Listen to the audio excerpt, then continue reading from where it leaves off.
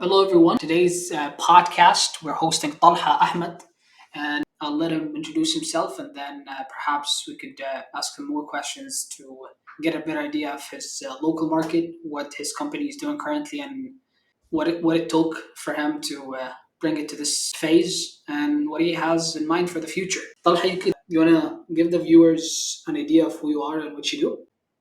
What's going on, everyone? My name is Talha, and I'm in the renovation industry. Can you tell Ahmed. us more about when did you get into this industry and what brought you into it? Yeah, so it's kind of a long story. When I was finishing high school, I had no idea what the hell to go into, right? And everyone was going to different fields, colleges and universities, and me here, I was like confused. I had no idea what to do in life. And then I just randomly heard construction engineering. I was like, whoa, that's something interesting, right? Because my dad, he was a home flipper, and I used to help him out a lot, just flipping homes and doing minor renovations.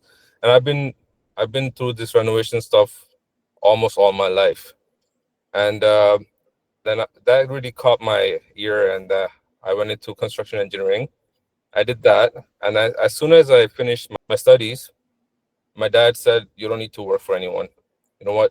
Let's go. I'm gonna help you out. We're gonna open the company, and just gonna start from day one. You're just gonna work for yourself." And since 2016, I've been running a renovation business, and it's been really good. And I'm grateful to my father who led me to this point of my life. So now you started, as you said, in 2016, and that's almost nine Yeah. years. Would you say if you had worked for someone else, they would have accelerated your sort of learning chart or graph, or no? I don't think so. I think if I was to work for somebody else, I would be very limited to to where I've reached now in my life. I would be, I would say, gated in one section of the life that I am in right now. So, no, I don't think I would have experienced all that I have right now if I was working for somebody else. See, so if somebody is just coming out of high school and he wants to eventually have a construction company, whether he wants to build houses or flip them, whatever the case might be, Hmm. would you say if he was to work for someone to learn the trade, how to manage a crew, how to price jobs, how to communicate with suppliers, how to negotiate Hmm. prices with suppliers, would Hmm. that be helpful, or the downside of this does not exceed the upside of what could happen if he was to start by his own? So there's both. There's ups and downs. So obviously there's a benefit to that is that would learn all of that work for somebody else. He would be able to learn actually a lot. Actually, I think it would be beneficial for him or her to start working for somebody and learn the trade and then go on to opening their own company or whatnot, just so they don't screw anybody over Yes, by taking a contract and just like, doing the things that aren't supposed to be done in a certain way and just screwing over the homeowner instead of, knowing what to do. sure. Yeah. So, knowing what you know now, if you were to talk to Talha 9 years ago, what would you tell him? Like, what are the stuff that you want him to sort of watch out? Knowing what I know now, what I would tell myself back in the day, the thing is, my journey to where I am now wasn't just like consistency into just one thing, right? So when I started my company in 2016, I was on it for 2 years and then it slowed down. I let it go for another 3, 4 years. And then I restarted again in 2021, mid COVID. I started again, right? And I would tell myself to be consistent in what I was doing and never doubt yourself and continue on because you will make it. And I'm assuming through the 9 year journey, you've tried so many things. Some of them worked, some of them didn't. Can you share more what worked and what didn't? So perhaps you could save some people out there some time. So what I've learned is that honesty is key, and you have to be crystal clear to your clients on what you're doing. If there's any issues in the house, if there's anything, any uh, problems from the past, or anything happened during the renovation project you started, you have to be completely honest with them and tell them, hey, you have made a mistake and you are willing to fix it, rather than you just making a mistake and running away from it, which is going to bite you in the ass. You have to live up to your mistakes and make sure that you do right by the homeowners. Now, perhaps when you started, you had some connections or people knew that your dad was a house flipper, so they perhaps recommended your service, and that gave you sort of ahead of a start. So you wouldn't have to talk to perhaps developers and ask them to bid on certain jobs. If somebody starts today and they do not come from sort of this background, like their parents were not in the field, how would Hmm. you advise them to navigate, let's say, the acquisition side of things? So the way they get in clients. What advice do you have for those people? Well, to find clients, well, for beginners, it's not very easy because you have to have nowadays, especially reviews and people referrals, and people need to know that this is a trusted and a good company that I can trust and work with. But at the end of the day, it comes down to your marketing team as well, how they show you as a company, right? And how they can build your trust with the homeowners. So, by a marketing company, like, can you tell us more about what you mean?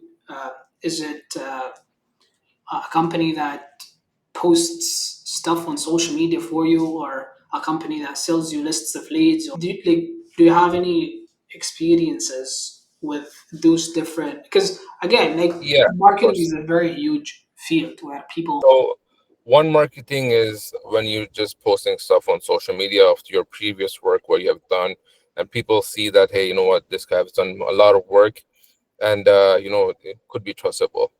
Two is somebody who's running your ads, which in the past I've had somebody and they really screwed me over. So it's that's also really hard to find someone who you can trust. And then I lost about $8,000 working with that company. Now I left it and let it be, and just let my business run with word of mouth and didn't do any marketing. Then one day, Mohammed reached me somehow, and yeah, and then he caught me, and then we started working together. And to be honest, I'd never expected it to work so good. Mohammed has closed me so many leads. Actually, everything worked out perfectly. I'm happy it did. Now, if somebody is perhaps in the process of talking to a couple of marketing companies or marketing agencies or list or lead generators, what are the tips you would give him to, stuff to that he needs to watch out for?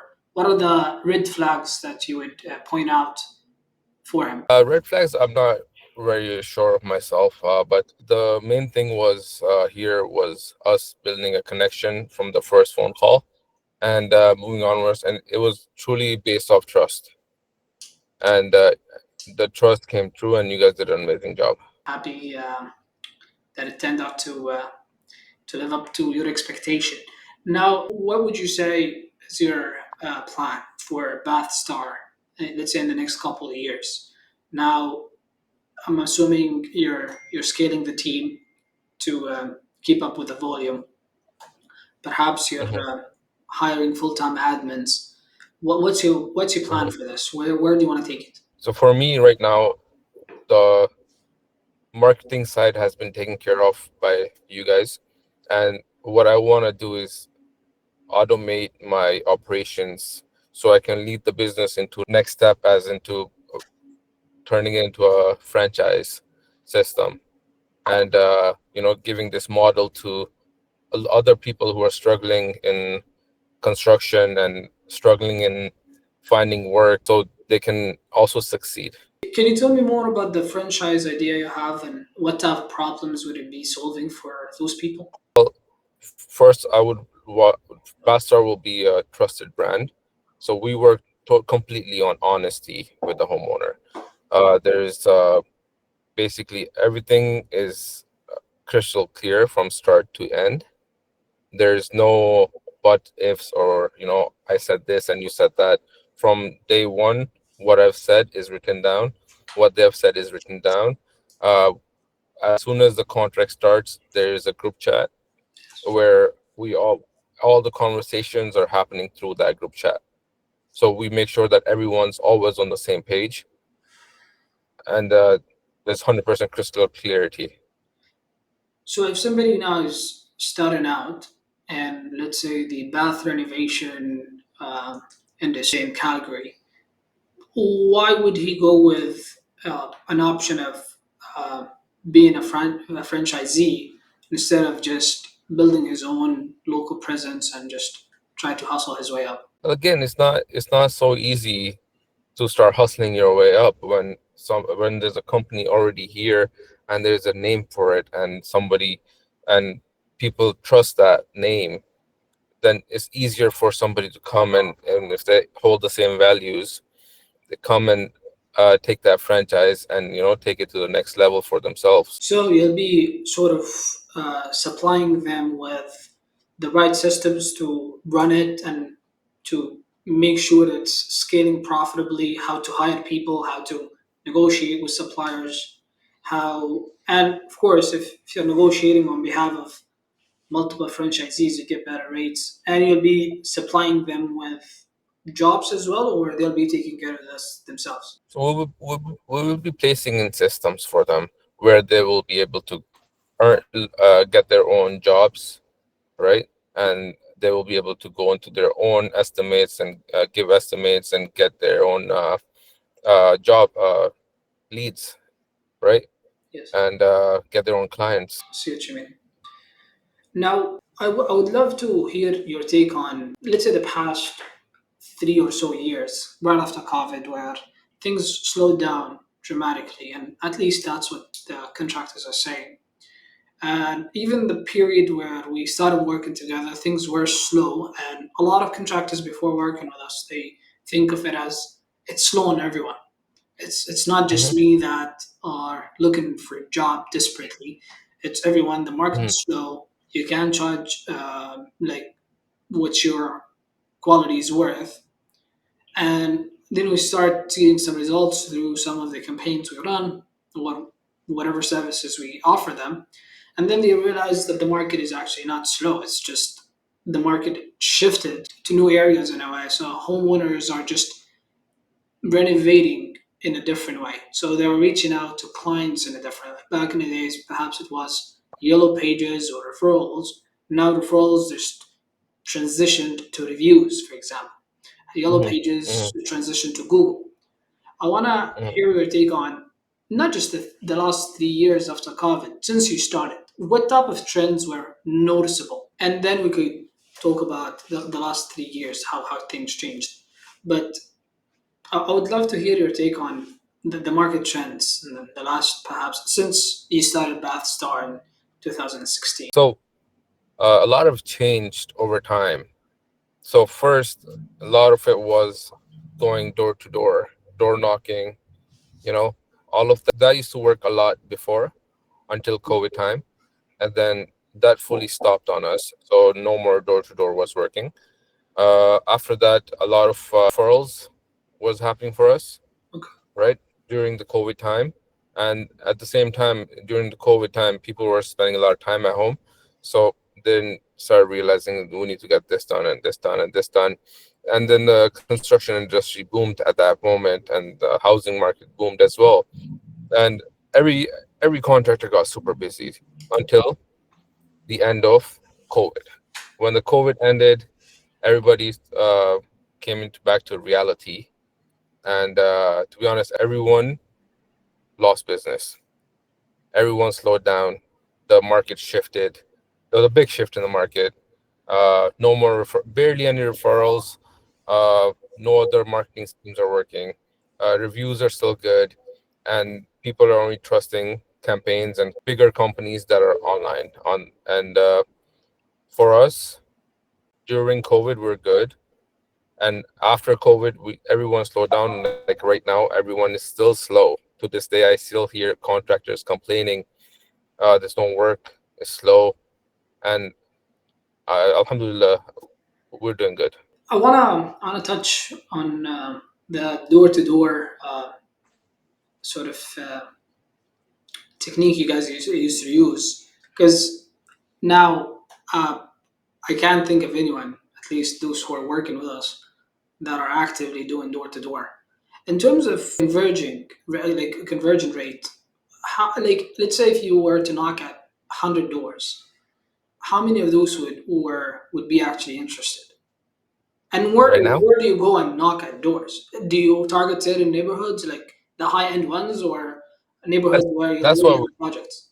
we did, right? So we picked different type of neighborhoods, different days, and to be honest, we knocked about in those in that 1 week, we targeted about 1,000 houses, and we had zero conversions. Okay. And that's when we realized this is a waste of time, and no, I would never did it again. So people were just not talking to you, or people were talking but they were not interested. So most people said, you know what, we'll give you a call back when we have plans to do some work, Okay. right? And so most people were saying we're not interested, we're not doing anything, right? So we were handing out flyers, just giving them flyers anyways. But at the end of the day, we realized that it's not worth it and it's not gonna work. Still, I think door to door works if there is something to do with your house, like a small service. Maybe someone needs to clean your windows, that's gonna work.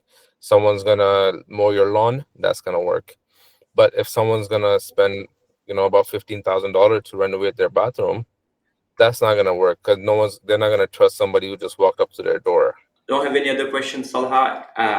Just one last thing. If somebody wanted to get in touch with you, they wanted to do a bathroom renovation, how could they reach out to you? Either fill the form on online if they see our ad, or go to my Instagram, bath.star, or give me a call, 647-525-9768.